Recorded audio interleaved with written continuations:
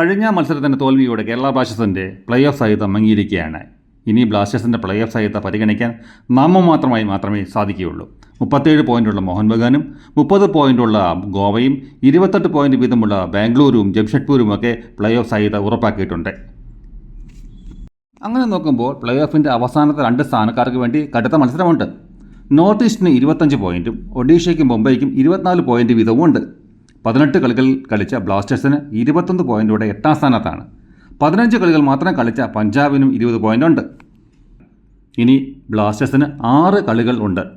January 30-ന് ചെന്നൈയുമായി, February 15-ന് Mohan ബഗാനുമായി, February 22-ന് ഗോവയുമായി, March 1-ന് ജംഷഡ്പൂരുമായി, March 7-ന് Mumbai സിറ്റിയുമായി, March 12-ന് ഹൈദരാബാദുമായി.